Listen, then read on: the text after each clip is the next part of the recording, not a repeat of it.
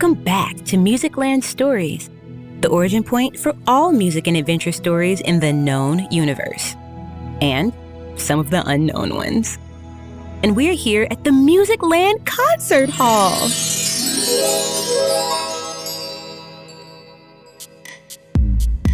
Let's get ready to rumble!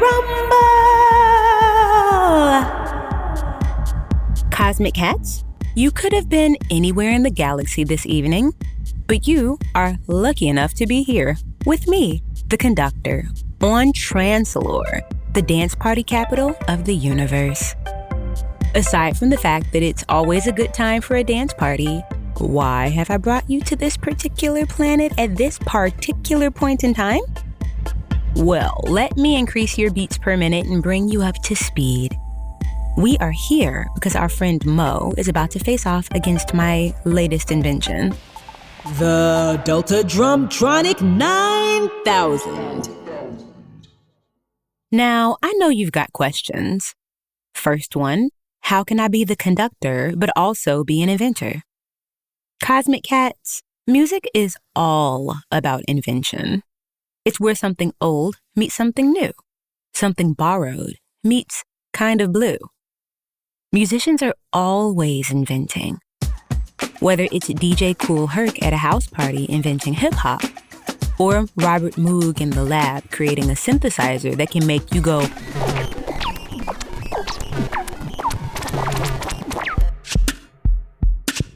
That brings us to your next question.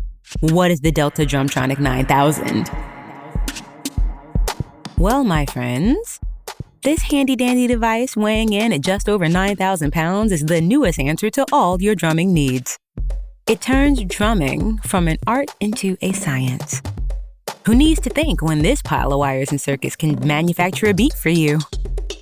And at the heart of this machine, or where its heart ought to be, is its unique power source, the magical drumsticks of the legendary Krupa Khan of the Orchestra Obscura.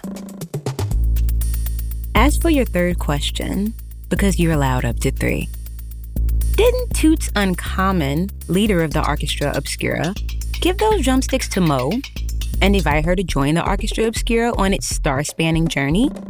Yes, he did. But the sticks needed a little tweaking first. Maybe Mo needed a little tweaking too. We now return to your regularly scheduled dance party, already in progress. The Cavernous Club, the most vital venue on all of Trancelore, was already hopping to the mega mechanical beats mass-produced by the Delta Drumtronic 9000, which put Mo in a real conundrum. She needed the drumsticks that powered the Delta Drumtronic 9000, and she didn't have much time. The Orchestra Obscura was about to take off without her. But did that give her the right to pull the plug on this massive dance party? She'd be harshing the mellow of a whole planet. Now me? I love a situation when you're not sure what's going to happen.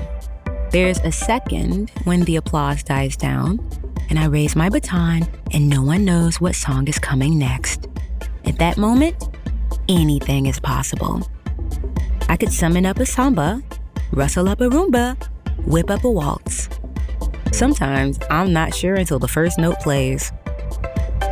I didn't know what Mo would do, but I knew it was going to be amazing. Mo turned to her new friend Twilo, who helped her sneak into the Cavernous Club. "We have to keep the beat going," she said. "Grab anything I can use as a drum."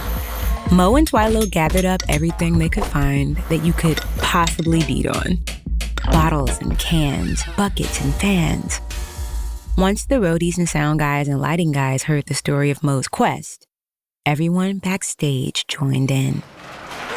After just a few minutes, they had enough gear to make a pretty passable drum kit. Piece by piece, they took the kit out onto the stage. With Twilo's help, Mo and the roadies assembled the kit right at center stage. If this were an ordinary concert on an ordinary planet, the audience might think it was strange. 2 kids and a pack of roadies putting together the galaxy's most tossed-together drum kit in the middle of a show. But this was Trancelore. People came to dance. And as long as the Delta Drumtronic 9000 was laying down the beat, half the dancers didn't even look up at the stage. Once the kit was put together, Mo faced another obstacle. I say another because if you've been following our friend Mo on her journey, you know this isn't the first obstacle she's run up against. Some of those obstacles I might have put there, but does that really matter right now? Mo had an amazing kit to drum on. What she didn't have was anything to drum with. One roadie took the pen off her clipboard and offered it to Mo, but that only got her halfway. You can't make much of a beat with one stick. Two's the minimum. If you want to get things moving, it's ideal to have an octopus from the planet Calamari on the skins, banging away with a stick in each of its 8 tentacles. But for Mo, she needed 2 sticks, one for each of her 2 in-sync hearts. The pen would work, but what else was there? This part is all me. Sometimes I'm an inventor, and a lot of times I'm a narrator. I might seem like a villain or a trickster, but the one thing I always am is the conductor. And the one thing a conductor needs is a baton. And a baton is nothing but a stick. So with suitable flourish, I passed my baton over to Mo, temporarily, mind you. With the pen in one hand and my baton in the other, Mo sat down at the far-out drum kit she and Twilo and the roadies put together from whatever wasn't nailed down backstage. Mo was center stage, facing the audience, checking out the crowd for the first time. Like I said before, this was a Trancelore crowd, so no one in the audience was looking at her. Mo noticed that with the pre-programmed beats of the Delta Drumtronic 9000 pumping away, everyone in the audience was doing the exact same dance. The whole crowd had been turned into one big machine moving in perfect unison to the beat. It wasn't a dance party. It was a dance factory.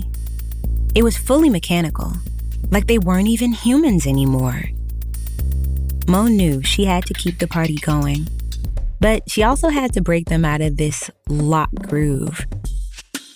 First, she settled into the same beat the Delta Drumtronic 9000 was churning out.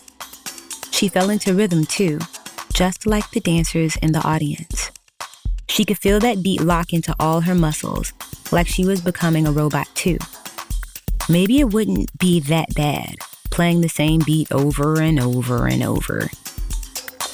But Mo had more to her than that. She started to vary the beat. She added flourishes and rolls and cymbal crashes.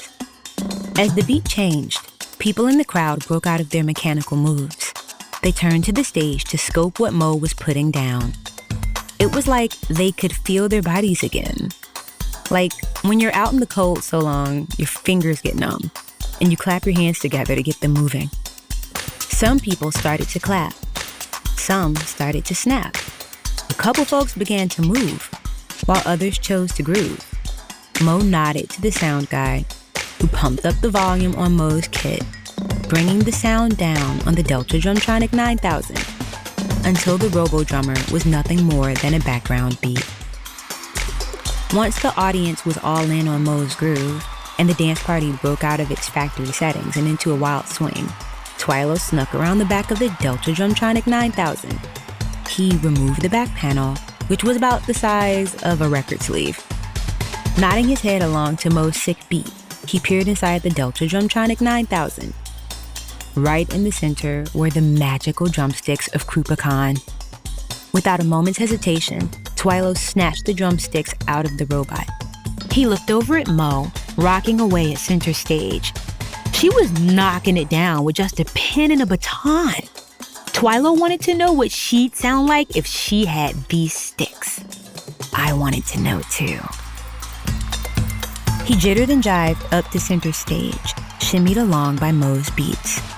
He got close enough so that Mo could see him out of the corner of her eye. She smiled at Twilo, but then she saw the sticks. They glowed pink, like they had the first time she picked them up back on Syncopia.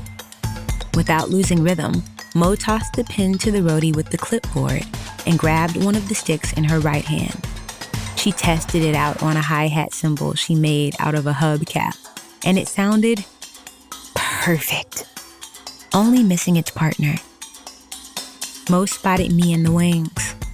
It was a dance party. I was shaking it along with everyone else. Mo tossed my baton back to me. It tumbled end over end through the air and landed smack in the palm of my hand. Then Mo took the other drumstick from Trancelore and laid into the beat. The sticks glowed so brightly that a wave of pink light swept over the crowd. And the beat was glorious.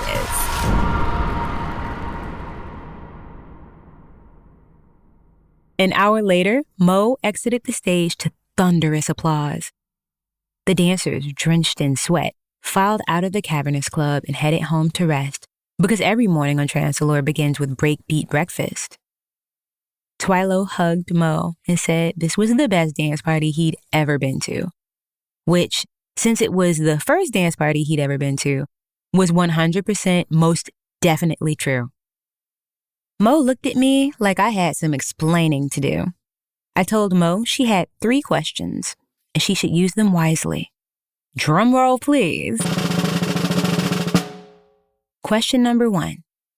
Why did you take Krupa Khan's sticks? The sticks, I explained, had to be recalibrated. They belonged to Krupa Khan so long that they could only play Krupa's beats.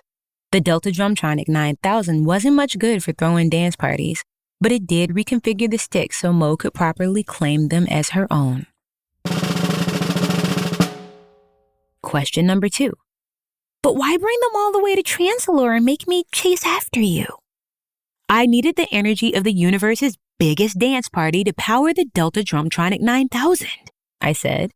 And you needed an adventure to be sure you were ready to properly join the Orchestra Obscura. And now for our jackpot, question 3. But it's been 3 days and the orchestra has left without me. What am I supposed to do? That was a tough one. I didn't know where the Orchestra Obscura might be at that moment. And I had a pressing engagement to have a burger with Beyoncé. I already had the hot sauce in my bag. But I did know someone who might know how to find the orchestra.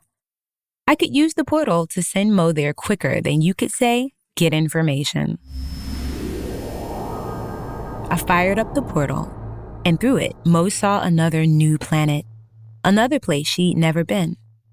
For a second, Mo, who'd gone out on stage in front of a planet full of dedicated dancers, felt scared.